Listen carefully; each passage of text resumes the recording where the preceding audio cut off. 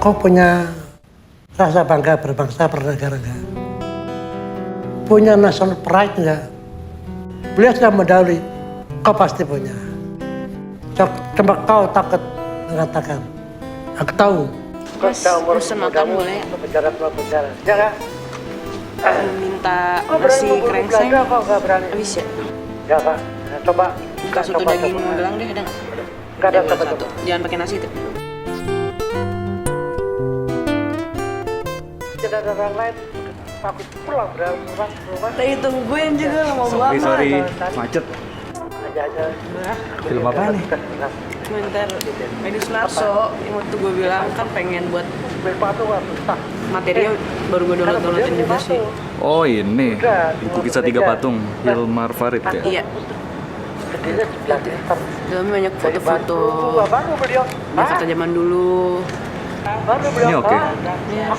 Ngobrolin aja yuk. Ayo. Gimana Iya, kesana aja biar nggak ganggu. Boleh. Saya sudah kehabisan akal. Yuk kita pergi yuk. Ke bengkel kereta api. Gimana Liv? Kita cari tahu film ini dari mana dulu ya? Mau kita nyarinya dari Pak Hilmar Faridnya dulu. Kan dia yang nulis ini buku. Boleh.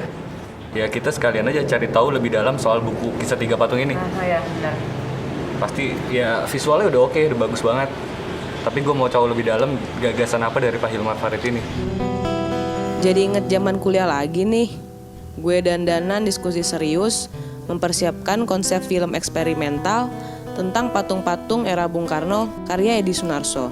Gue pengen sebelum memfilmkan 3 patung karya Edi Sunarso ini bisa mengumpulkan informasi yang banyak dulu dari para narasumber agar ketika gue memfilmkannya, penafsiran gue terhadap keberadaan patung-patung itu punya landasan fakta yang konkret.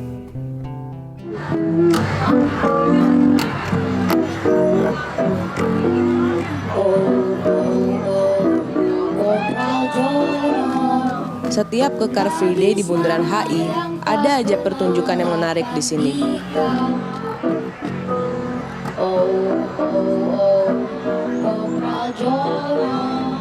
Sepertinya patung Selamat Datang dan Bundaran Hotel Indonesia ini memiliki magnet yang kuat bagi masyarakat Jakarta dan ada aura positif bagi mereka-mereka untuk menunjukkan kreativitasnya di sini.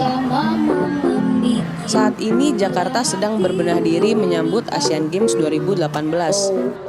Patung Selamat Datang di Bundaran HI ini sejarahnya juga dibangun di era Presiden Soekarno, khusus untuk menyambut Asian Games 1962. Ini dia yang buat gue tertarik untuk mengulik sejarahnya dan memfilmkannya.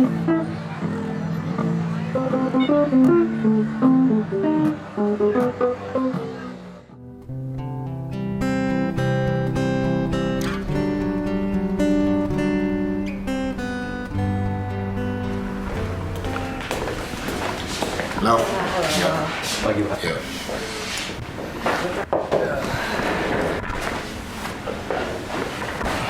Kita ini dalam rangka ingin ngumpulin info soal sejarah 3 patung Pak Edi Sunarso. Ya.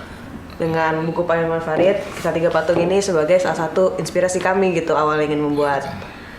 Melalui buku ini nih sebetulnya mau cerita aja gitu bahwa ada sejarahnya si patung-patung ini gitu. Ada alasannya mengapa Bung Karno ya waktu itu ya punya gagasan gitu ya bahwa kota Jakarta ini kan kota yang dibuat oleh kekuasaan kolonial gitu.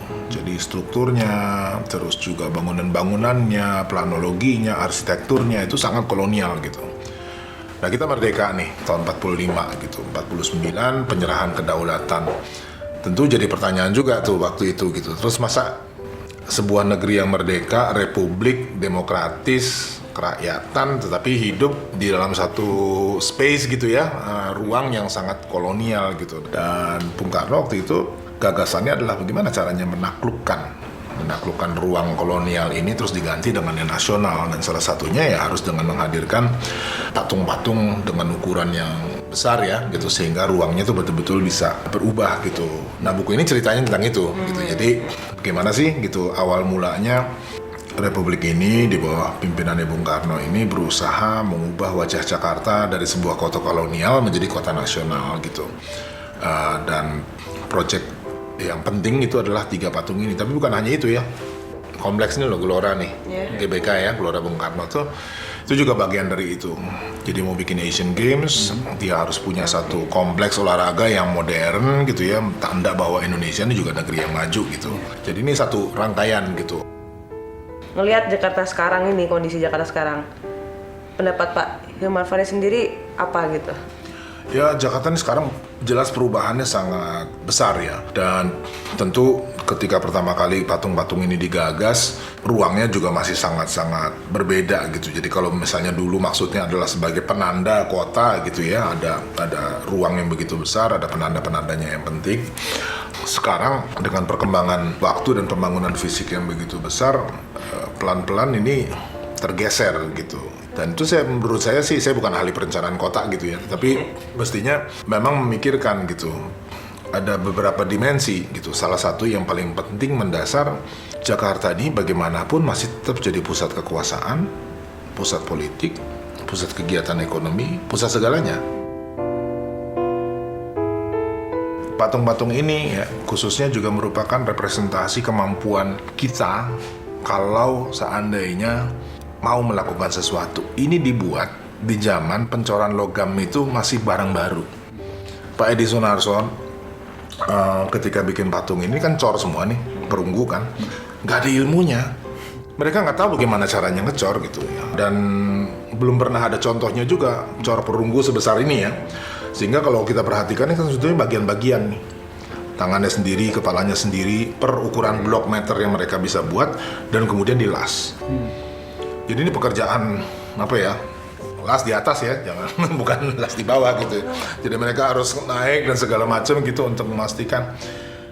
Dan itu pekerjaan raksasa, bukan hanya soal perencanaan ya gitu, tapi eksekusinya, komitmennya dan segala macam. Jadi buat saya ini patung-patung yang memang bukan sekedar soal keindahan kota gitu ya, tetapi juga simbol dari kemampuan kita, prinsip-prinsip berdikari ya. Dia nggak minta bantuan siapa-siapa nih, bikin cor-coran logamnya pakai buku yang mereka dapat dari loakan gitu. Gimana sih caranya ngecor logam gitu? Ilmunya diperoleh dari situ, nggak pernah ada sebelumnya gitu.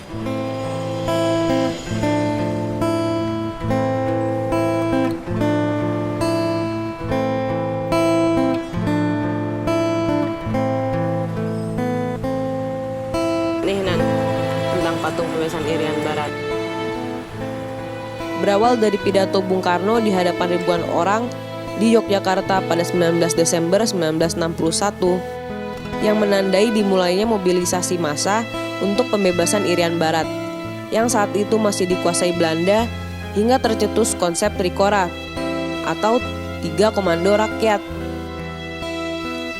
Lalu Bung Karno memanggil kembali Edi Sunarso dan Heng Ngantung untuk membuat patung ini.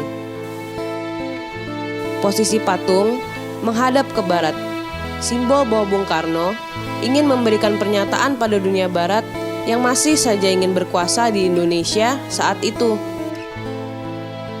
Tinggi monumen ini totalnya 32 meter. Arsiteknya F. Silaban, yang juga arsitek Masjid Istiqlal. Heng Ngantung mengurus penempatan monumen ini di tengah-tengah lapangan banteng yang dulunya disebut Waterloo Plain, lapangan luas di tengah kota.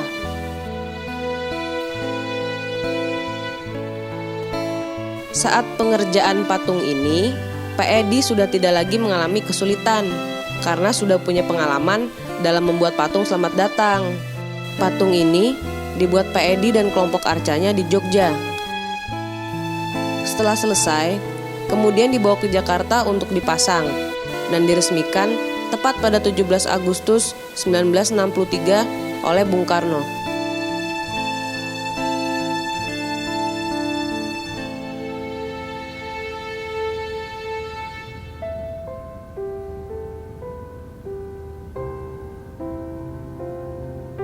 Nah, selanjutnya Pak Edi Sunarso dan timnya ini diminta Bung Karno untuk ngerjain diorama Monumen Nasional nih, atau Monas yang kita tahu sekarang.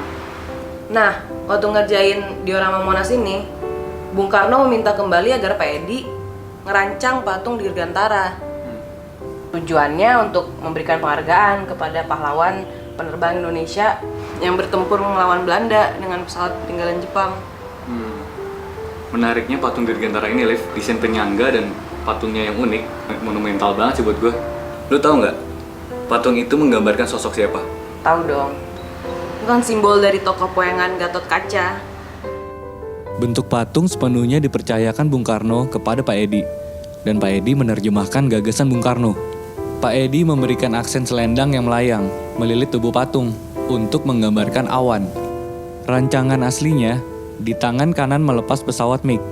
Namun, karena Pak Edi merasa kurang tepat, maka ditanggalkan. Posisi patung berada tepat di depan markas besar Angkatan Udara dan menghadap ke utara.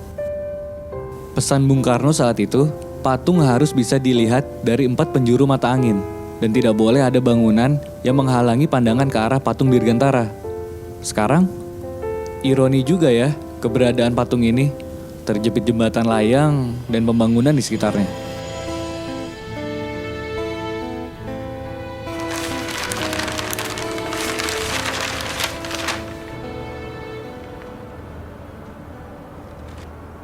Yes. Ini nih, Alifa harus tahu.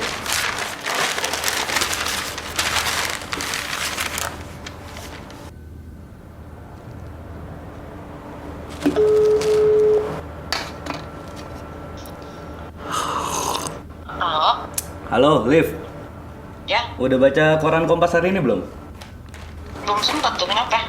Ada pameran soal Asian Games. Di situ ngomongin soal patung Selamat Datang karya Edi Sunarso. Ih, kebetulan banget sih. Iya. Gimana kalau kita ke sana? Oh, boleh. Yaudah, yuk kesana aja kita.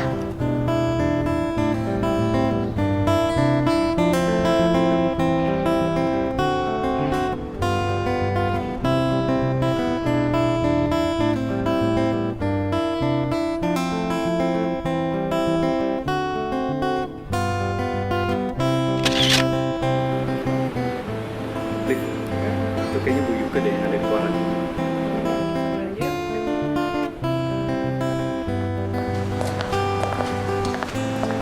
Selamat siang. Perkenalkan, saya Danan. Dengan Bu Yuka? Iya betul. Saya Liva. Bisa saya bantu? Bu kok bisa jelasin dikit nggak tentang patung Selamat Datang ini? Patung Selamat Datang ini adalah pesanan khusus dari Bung Karno untuk merayakan kehadiran para delegasi yang datang dari mancanegara melalui udara. Jadi sebelum mereka mendarat ke Bandara Kemayoran waktu itu, mereka bisa melihat langsung di atas bundaran Hotel Indonesia. Patung itu sedemikian menceritakan keramah tamahan bangsa Indonesia dengan melambaikan tangan dan bunga. Oh, iya. Ini menarik sekali, Bu. Ketika Bung Karno memperagakan langsung gayanya Selamat Datang, di sampingnya ada Pak Edi Sunarso. Bisa ceritain, Bu? Itu kehadiran Bung Karno di keluarga Arca di Jogja ketika Bung Karno ingin visitasi progres pembuatan maketnya. Ketika itu Bung Karno datang dengan rombongan di Jogja dan melihat hasil karya Pak Edi berupa kip waktu itu dinilai masih kurang ekspresif. Lalu belum memperagakan sendiri action seperti apa yang diinginkan, keramah tamahan seperti apa atau kegembiraan seperti apa yang ingin ditampilkan dalam patung itu. Terus kalau ini apa ya, Bu? Ini adalah logo sekaligus simbol dari Asian Games keempat di tahun 62 di Jakarta. Bung Karno mengambil Sri Rama yang sedang memanah sebagai seorang kasatria yang sangat sportif. Ajaran moral dari Ramayana diangkat sebagai spirit Asian Games keempat. Kedua Presiden Republik Indonesia, baik yang pertama maupun yang ketujuh, kedua-duanya berkesempatan untuk membawakan Indonesia ke panggung internasional. Kita berkesempatan mengulangi nation pride yang pernah diciptakan oleh Bung Karno di tahun 62. Pak Jokowi bulan Agustus tahun ini akan kembali membawa Indonesia kepada panggung dunia. Slogan daripada Asian Games ke-18 ini adalah The Energy of Asia. Gagasan Bung Karno di tahun 57 itu sudah menggelora untuk memiliki Jakarta City Planning. Di situ sudah disebutkan titik nol Jakarta adalah Monumen Nasional. Meskipun Monumen Nasional waktu itu masih dalam rancangan.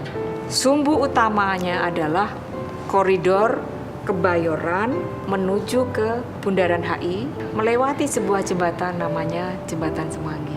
Jadi ikon kota Jakarta sudah dipikirkan masak-masak oleh Bung Karno menjadi satu kawasan terintegrasi. Nah, ketika patung karya Pak Edi adalah sebuah landmark kota yang mengisi city planning Jakarta.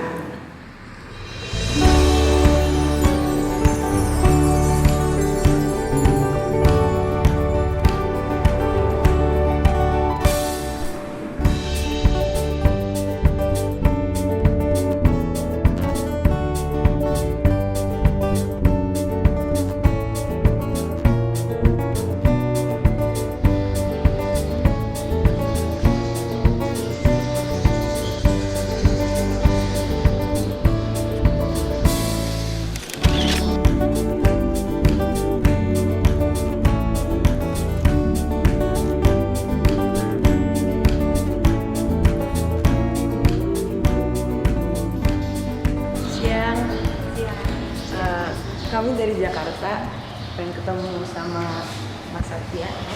Ya, kebetulan ini Mas Satya. Nah, tujuan kita ke sini tuh mau meriset tentang karya-karya Pak Edi Sunarso. Baik, nggak apa-apa. Atau mungkin lebih santainya kita duduk-duduk. Iya, boleh. Boleh banget. Iya. Kita itu pengen buat film tentang 3 patung karya Pak Edi Sunarso. Nah, di sini kita tuh dalam rangka riset, pengen tahu ceritanya di balik 3 patung itu dari sudut pandang keluarga Pak Edi sendiri. Nah, patung Selamat Datang kan juga patung yang terbuat dari perunggu yang sebesar itu pertama di Indonesia. Jadi Bapak mendapatkan pekerjaan itu ya suatu seperti buah si malakama ya. Mau dimakannya bagaimana, nggak dimakannya bagaimana. Tapi karena Pak Karno sendiri juga sudah menunjuk Bapak dan percaya pada Bapak, kalau membuat modelnya kan nggak masalah. Tapi mencetak menjadi alih bahan perunggu itu yang awalnya memang menjadi masalah. Tapi karena tekad dan kemauan Bapak dengan teman-temannya, akhirnya ya alhamdulillah bisa jadi seperti itu ya. Terus patung yang Dirgantara? Ya, Dirgantara itu kalau Bapak itu kan menceritakan bahwa itu suatu cita-cita bangsa. Kita ini tidak punya pesawat, tapi kita punya cita-cita. Cita-cita untuk terbang, untuk berperang dengan penjajah, dengan tekad dan cita-cita itu tadi. Patung ini patung satu, patung yang tidak pernah selesai. 2, patung yang tidak pernah diresmikan. Dan yang ketiga, patung ini belum pernah terlunasi. Untuk hal yang ketiga ini, Bapak sebenarnya ini sudah milik bangsa. Ya sudah, yang penting patung ini jadi terpasang, apapun ya sudah. Nah, mengenai patung ini tidak pernah selesai, karena pada saat patung ini belum selesai finishing, Pak Karno sudah meninggal. Beliau ini belum sempat lihat hasil akhirnya. Sangat terharu kalau kita mendengar atau melihat ceritanya itu ya. Pak Karno yang sudah dalam sakit-sakitan pun masih mengeluarkan dana jual mobil untuk menyelesaikan patung itu. Walaupun ya dana itu cukup nggak cukup, ya dicukup-cukupkan sama Bapak.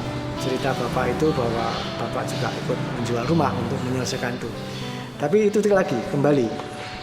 Bapak sangat berhati besar. Beliau selalu menyampaikan, itu sudah milik bangsa. Sudah ya sudah. Tapi jangan salah artikan milik bangsa itu terus bagaimana, itu jangan pernah disalah artikan. Artinya kan supaya bangsa ini terus merawat, terus menghargai hasil karya anak bangsanya sendiri, hasil karya cita-citanya presidennya sendiri dulu. Jangan pernah disalah artikan.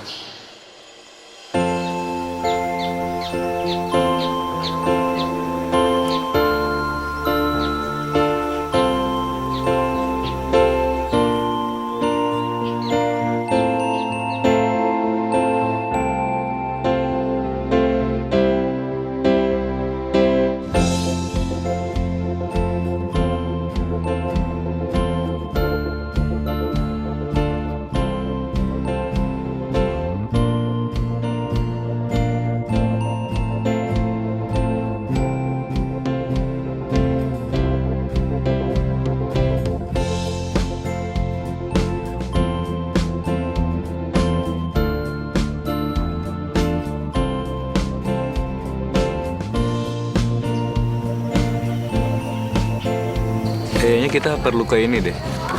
Tinggal yang mau ketemu keluarga dari Bung Karno. Jadi kita ngasih surat aja dulu gitu ya. Iya.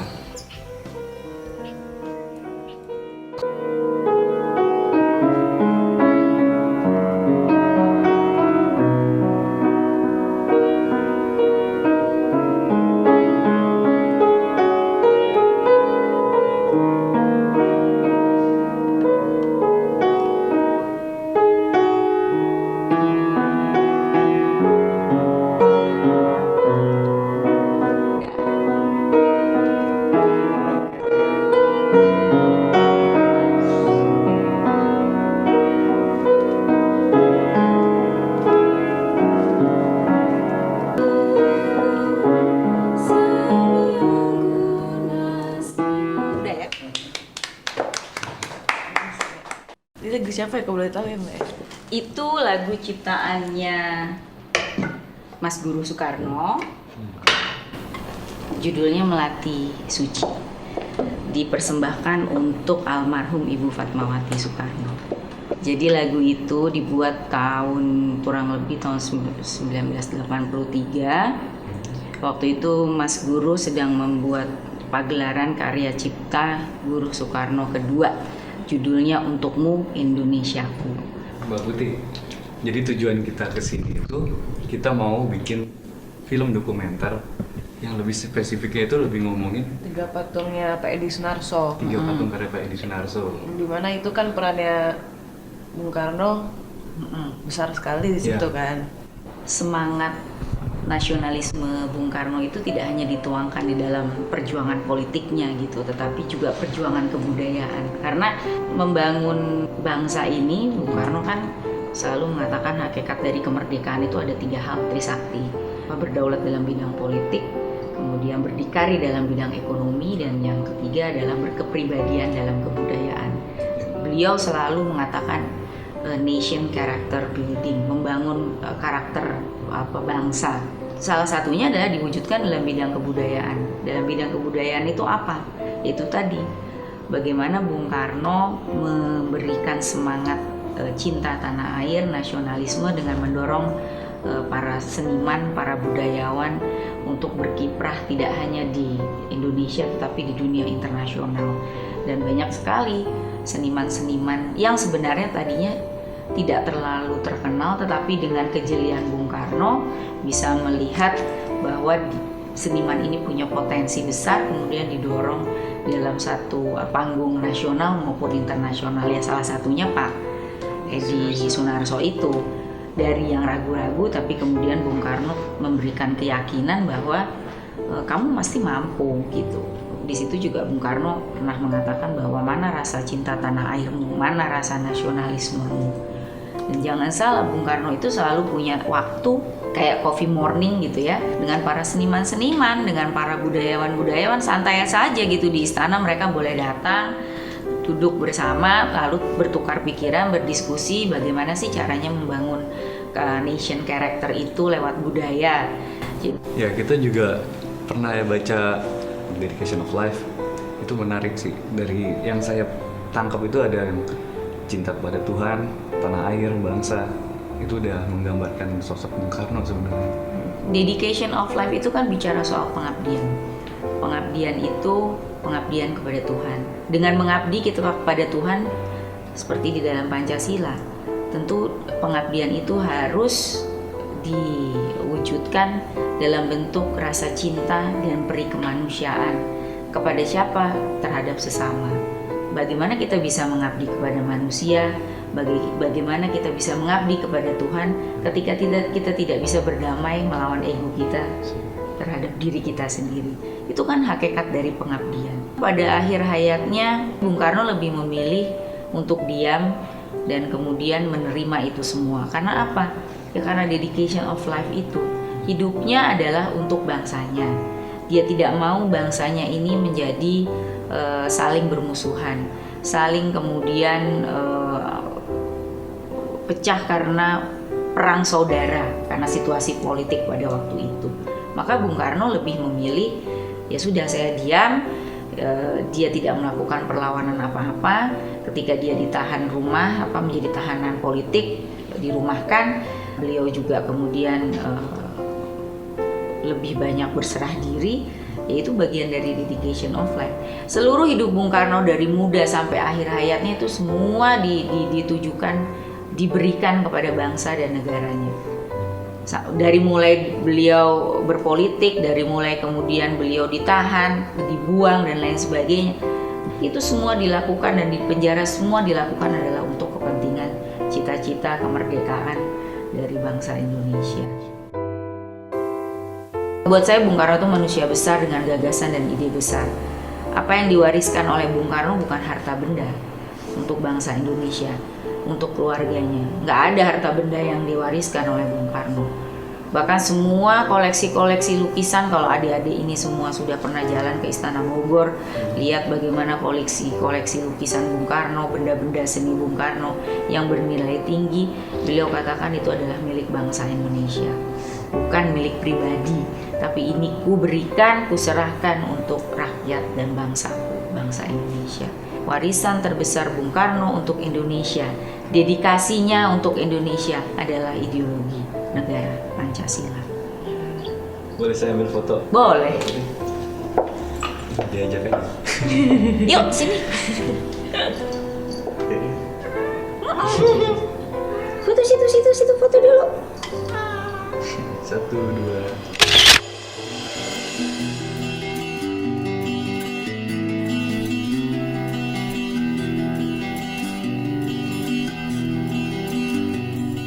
Ini kisah kami, Jakarta yang dulu sunyi. Disinilah kami menjulang berdiri. Bung Karno, Bapak bangsa, melahirkan kami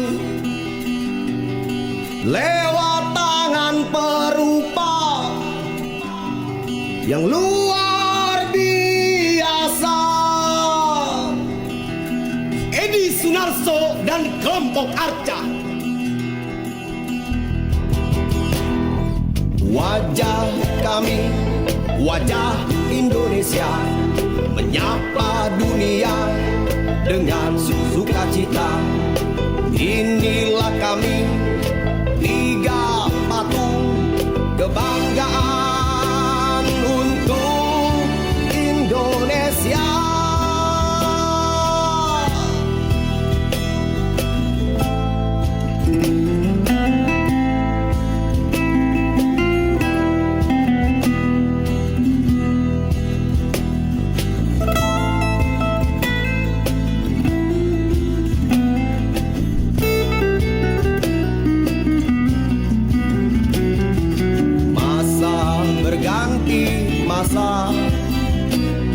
Jakarta tumbuh penuh asa, namun kami tak punya kuasa. Hanya seonggok patung perunggu saja dan tagar manusia senja.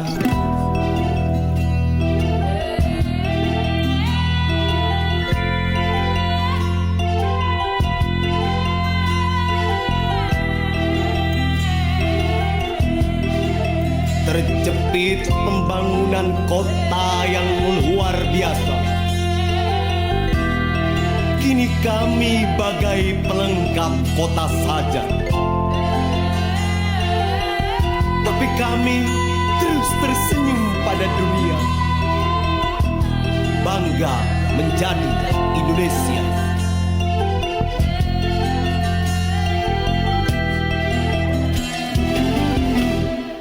Wajah kami, wajah Indonesia, menyapa dunia dengan sukacita. Inilah kami, 3 patung kebanggaan untuk Indonesia. Wajah menyapa dunia dengan sukacita. Inilah kami, 3 patung kebanggaan untuk Indonesia. Indonesia, Indonesia, Indonesia, Indonesia, Indonesia.